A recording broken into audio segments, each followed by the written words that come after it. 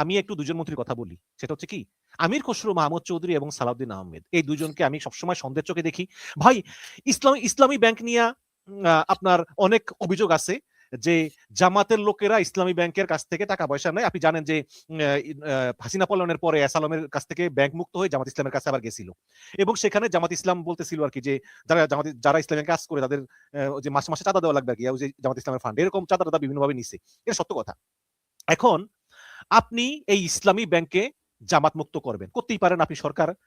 আপনি চাইবেন না যে বিরোধী দল হিসাবে জামাত এই ব্যাংকটাকে মানে নিয়ন্ত্রণ করুক। আচ্ছা, আপনার কাছে কি কোনো ভালো লোক নাই? আপনি ওই গভর্নর বানাবেন বাংলাদেশ ব্যাংকের সেই মুস্তাক রহমানকে যে কিনা ৮০ কোটি টাকা ঋণ খেলাপি। আজকে সংসদে আমির খসরু মাহমুদ চৌধুরী বলতেছে যে সে ঋণ খেলাপি না, সে ঋণগ্রস্ত। তাহলে ঋণ খেলাপি আর ঋণগ্রস্ত পার্থক্যটা কি? তোর তো এসালামও তো ঋণগ্রস্ত। সে ঋণগ্রস্ত। এখন এই মানে আমি অবাক হয়ে যাই। একটু আগে আমির খসরু মাহমুদ চৌধুরী বলতেছে যে কে ঋণগ্রস্ত না? আপনারা যে বিরোধী দলের জামাতের লোকেরা আপনারা ঋণগ্রস্ত না? তো জামাতের নেতারা টেবিল থাপড়াইয়া বলতেছে না আমরা ঋণগ্রস্ত না। তখন তারেক রহমান বলতেছে একটা জমিদার। তারেক রহমান নিজে বলতেছে জামাতের এদিকে একটা সব জমিদার। তখন বলতেছে আবার ওই আমির খসরু যে আপনারা কেউ কিস্তিতে গাড়ি কিনেন নাই, কিস্তিতে ফ্যান কিনেন নাই, কিস্তিতে মোবাইল বিল দেন না। ভাই কিসের সঙ্গে কি তুলনা? ওই ওর ৮০ কোটি টাকা ওর ঋণ খেলাপি, ওর সঙ্গে আপনার ওই মোবাইল ফোনের কিস্তি তুলনা করে এই হচ্ছে আমির খসরু মাহমুদ চৌধুরী। আচ্ছা ঠিক আছে, ইসলামী ব্যাংকে আপনি সেই ফ্যাসিস্ট আমলের বিতাড়িত লোক খুরশিদ আলমকে আপনি কেন নিয়োগ দিলেন? কেন নিয়োগ দিলেন আপনি বলেন তো? এই কারণে আপনার এই ইসলামী ব্যাংক থেকে আপনি অবশ্যই জানেন যে যে ৭,৫০০ কোটি টাকা মানুষ উঠে নিয়ে গেছে এবং বাংলাদেশ ব্যাংক থেকে আজকে ইসলামী ব্যাংক ১০,০০০ কোটি টাকা চাইছে। যেই ব্যাংকের উদ্বৃত্ত ছিল তারা এই খুরশিদ আলমের নিয়োগের কারণে পাবলিক রাগ হইয়া বা ভীত হয়ে টাকা উঠিয়ে নিচ্ছে। এখন ১০,০০০ কোটি টাকা চাচ্ছে বাংলাদেশ ব্যাংকের কাছ থেকে। তাহলে এই যে আমির খসরু মাহমুদ চৌধুরী, এই যে সালাউদ্দিন আহমেদ বলতেছে যে সে কি বলছে সালাউদ্দিন আহমেদ? যে মির্জা ফখরুল ইসলামও ইসলাম না, ইসলামী ব্যাংকও ইসলাম না। মানে এই যে দুইজন মন্ত্রীর কথাবার্তা এবং আমার মতে তারা স্পষ্ট এই ইকোনমিক খাতটাকে আবারও এসসালমের হাতে তুলে দিতে চায়। এই দুজনকে আমার ঘোর সন্দেহ আছে। আপনি কি মনে করেন কিনা যে আসলে তারেক রহমান এটাকে ট্যাকেল দিতে সক্ষম? কারণ সবকিছুর উপরে কিন্তু অর্থনীতি। জোনাল ভাই, পেটে যদি ভাত থাকে তাহলে কিন্তু ভালো লাগে। আপনার কি মনে হয়? Right, right. আমি আপনাকে বলি, এই প্রথমে যে দুজন নিয়োগের কথা বলছেন, আমি আমার ব্যক্তিগত প্ল্যাটফর্মে অত্যন্ত, বিশেষ করে গভর্নর যখন নিয়োগ হয়েছে, আমি ভেহিমেন্টলি অপোজ করছি, অত্যন্ত সিরিয়াসলি অপোজ করছি। যদিও আমি আপনাকে বলতে আমার কোনো দ্বিধা নাই, একসময় উনি জি9 আমাদের সাথে দুই একটা মিটিংয়ে উনি অ্যাটেন্ড করছে। কিন্তু আমি আপনি যদি আমার সোশ্যাল মিডিয়া প্ল্যাটফর্মে দেখেন, আমি সিরিয়াসলি এ সরকারের তাকে কোনো অবস্থাতেই নিয়োগ দেওয়া এটা উচিত হয় নাই, এটা ভুল বলে আমি মনে করি। তারপর একইভাবে খোরশেদ আলমকে নিয়োগ না দেওয়াই উচিত ছিল, কারণ খোরশেদ আলমের গায়েও যেহেতু আওয়ামী লীগের আমলে ডেপুটি গভর্নর ছিল। আচ্ছা, আপনি ব্যাংকে মুক্ত করবেন। ভাই যোগ্য লোকের অভাব আছে। আপনি ডক্টর দেবপ্রিয় বাবুকে দেন। না বা না, আপনাদের এমপি আছেন একজন যোগ্য লোকের কোনো অভাব নেই। রেজা কিবরিয়াকে দেন। না, অনেক যোগ্য লোক। আচ্ছা রেজা কিবরিয়া তো এমপি সে তো সরকারি কর্মচারী দিতে পারবে না, বা আরো অনেকে আছে তো। অনেকে আছে আপনার অনেক। কেন ওই খোরশেদকে দিতে হবে যে ফ্যাসিবাদের আমলে ব্যাংক? এইটা সরকারের এই নিয়োগ, এই দুইটাই অত্যন্ত মানে অগ্রহণযোগ্য, এবং আমি সমালোচনা ১০০ বার করব এবং করছি। সেটা আমি আপনার সাথে এখানে দ্বিমত করার কিছু নেই। আমাদের দেশের যোগ্য লোকের কোনো অভাব নাই। বিশেষ করে ঢাকা, চট্টগ্রাম বিশ্ববিদ্যালয়ের শিক্ষক বা বড় বড় চার্টার অ্যাকাউন্টেন্ট অনেক আছে, যাদেরকে আপনারা সবাই চিনি। আচ্ছা, এখন প্রশ্ন আসতেছে জামাতের। দেখেন, এই যে এস আলম এটারে ফোকলা করে দিছে, ৮০,০০০ কোটি টাকা শুধু এই ব্যাংক থেকে নিছে। তারপরে ওই যে আরো ৫টা না ৭টা ব্যাংক যে ইসলামিক গ্রুপ করছে আমাদের ইন্টারিম সরকার, এর গভর্নর, ওইটার অবস্থা আরো খারাপ। ওই যে গ্লোবাল ইসলামী ব্যাংক, ইউনিয়ন ব্যাংক, এগুলো মিলে একটা ব্যাংক করছে না, এটার অবস্থা আরো খারাপ। সম্মিলিত ইসলামী ব্যাংক, সম্মিলিত ইসলামী ব্যাংক, রাইট, সম্মিলিত ইসলামী ব্যাংক, ওখানে ৫টা না ৭টা ব্যাংক আছে। তো এই যে, এবং অনেক ব্যাংকের অবস্থা খারাপ। এই দিন আমি একটা রিপোর্ট দেখলাম, বাংলাদেশের মানে প্রায় ৫০টা ব্যাংকের মধ্যে ৪০টার অবস্থায় একদম শেষ করে ফেলছে মনে করেন। সবগুলা কোনো মতে উঠতেছে।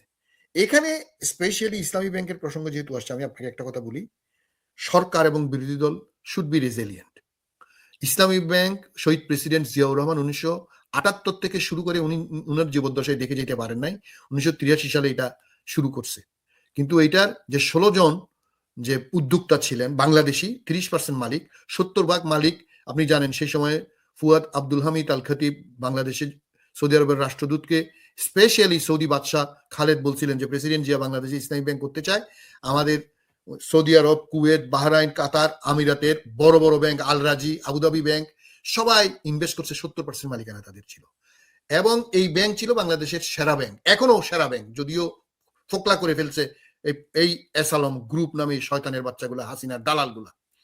এখন প্রশ্ন হচ্ছে এই ব্যাংকটা ধীরে ধীরে ধীরে ধীরে ভালো হয়ে আসতেছে এবং এখন চেয়ারম্যান এবং এমডি নিয়োগ নিয়ে জামাত ইসলামী তীব্র প্রতিবাদ করছে এবং এটা আমি অ্যাকসেপ্ট করে নিলাম। কিন্তু এরপরে কিন্তু আছে, এরপরে আপনি কেন আপনার দেশের এই সেরা ব্যাংকটাকে আপনি আবার ফোকলা করতে চাচ্ছেন? ফোকলা বলতে আমি বলতে চাচ্ছি, আপনি প্রতিবাদ করছেন সেটাও ঠিক আছে, আপনি এখন টাকা উঠাচ্ছেন কেন? কি কারণে উঠাচ্ছেন? এটা কি আপনার ব্যক্তিগত, কি আপনার কোনো সমস্যা হয়েছে? এই যে নাবিল গ্রুপ নাকি যার 20,000 কোটি টাকা যে এস আলমের এজেন্ট ছিল, যে জামাতের কর্মপরিষদের সদস্য বলা হচ্ছে, সে কি আপনার এখানে আপনাদেরকে ইন্ধন যোগাচ্ছে? সে কি টাকা তো উঠেছে সাধারণ মানুষ, সাধারণ মানুষ ভয় উঠাচ্ছে আর কি। না, আপনি যদি ভয়ে উঠান, সরকার টেক কেয়ার করবে, সরকার আপনার টাকা দিয়ে দিবে, কিন্তু কিন্তু ব্যাংকটা তো ফোকলা হয়ে যাবে। আপনি টাকা করতে গিয়ে দিবেন, ছাপাইতে হবে। তো ছাপানো মানে কি? মুদ্রাস্ফীতি বাড়া। তো সরকারি দল ব্যাংক ফোকলা হয়ে যাবে সেটা আমি বুঝবো, সরকার বুঝে না কেন? এই খুরশিদ এমন কি? সরকারের বোঝা উচিত, সরকারেরও বোঝা উচিত, বিরোধী দলেরও বোঝা উচিত। এবং সবচেয়ে বড় কথা হচ্ছে, মিশন ভাই আমি আপনাকে বলি, হাটাজারি চট্টগ্রামের আপনি জানেন, যেখানে হেফাজতে ইসলামী ব্যাংকের আসল পাওয়ার কোথায়, আমি আপনাকে দুই একটা কথা বলি, আপনি নিশ্চয়ই জানেন, তারপর আমি বলি। হেফাজতে ইসলামকে আমি ব্রাঞ্চের নামটা বললাম না, কয়েকশো কোটি টাকা ইসলামী ব্যাংকে রাখছে, ওরা কোনো ইন্টারেস্ট নেয় না, ওরা কোনো রকমের লাভ নেয় না। এইরকম অন্তত 10, 20, 50টা বড় বড় কোম্পানি আছে, বড় বড় ইসলামিক প্রতিষ্ঠান আছে, বড় বড় ব্যবসায়ী প্রতিষ্ঠান আছে, যারা এই ব্যাংকে টাকা রাখে শুধুমাত্র সেন্টিমেন্ট, আমি সুদ নিব না, খেয়াল করেন। এবং দ্বিতীয় হচ্ছে আপনার মতো যারা বাংলাদেশে রেমিটেন্স পাঠান, অন্যান্য যত ব্যাংক আছে তারা যত টাকা এখান থেকে আপনার বিদেশি মুদ্রা রেমিটেন্স পায়, ইসলামী ব্যাংক এক তার চেয়ে বেশি পায়। আমি কখনো ইসলামী ব্যাংকে রেমিটেন্স পাঠাইনি, সত্য কথা। আপনি হয়তো পাঠান নাই, আপনি হয়তো আমি ডাচ বাংলায় পাঠাই। আপনি ডাচ বাংলা, ঠিক আছে, আপনি হয়তো পাঠান। আমি বলছি আমি যতটুকু ব্যাংকারদের থেকে জানতে পারছি আর কি। আচ্ছা গেল। এখন আমি মনে করি সরকারি দল এবং বিরোধী দল, বিশেষ করে জামাত ইসলামী, আপনাদেরকে অনুরোধ করব, প্লিজ, পর্দার ভিতরে অনেক কথা হয়। এই ব্যাংক বাংলাদেশের স্বার্থ, বাংলাদেশের মানুষের স্বার্থ এখানে সবচেয়ে বেশি জড়িত। আপনারা রাজনীতি করবেন ঠিক আছে, কিন্তু ব্যাংক নিয়ে টানাটানি করা, ব্যাংক নিয়ে টানাহেসরা করে মানুষের সর্বনাশ করবেন, এটা কিন্তু মেনে নেওয়া যায় না। দয়া করে আপনারা পার্লামেন্টে অনেক কথা বলবেন, কিন্তু পার্লামেন্টের পিছনে আমরা জানি আপনারা আবার বসেন। দয়া করে হাসিনা বাংলাদেশের অর্থনীতি, এই যে আপনি বললেন না, অর্থনীতি সবকিছু, পেটে ভাত না থাকলে কোনো কিছু ভালো লাগবে না, এমনকি ধর্ম ভালো লাগবে না, কোরআন শরীফও ভালো লাগবে না, নামাজও ভালো লাগবে না।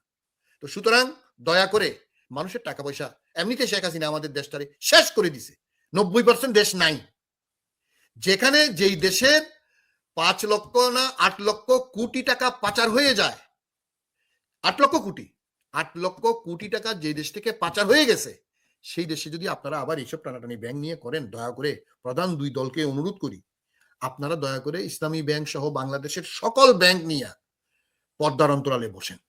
এগুলা রেটরিক ভালো না, আমি হ্যান করেঙ্গা তুমি ত্যান করেঙ্গা, এগুলা আমরা চাই না। দেশের এখন সুন্দরভাবে চলা শুরু হয়েছে।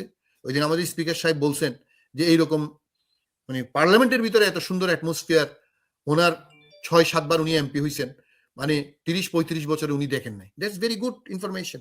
তো আপনারা কেন একটা ব্যাংক নিয়ে এরকম ধাক্কাধাক্কি, মারামারি, কাটাকাটি, এমডি নিয়োগ, চেয়ারম্যান নিয়োগ, তারপরে বিক্ষোভ, তারপরে টাকা উঠানো, প্লিজ এগুলো না করে আপনারা দয়া করে একটু শান্তি হন এবং এই ব্যাংকটাকে বাঁচান। এটা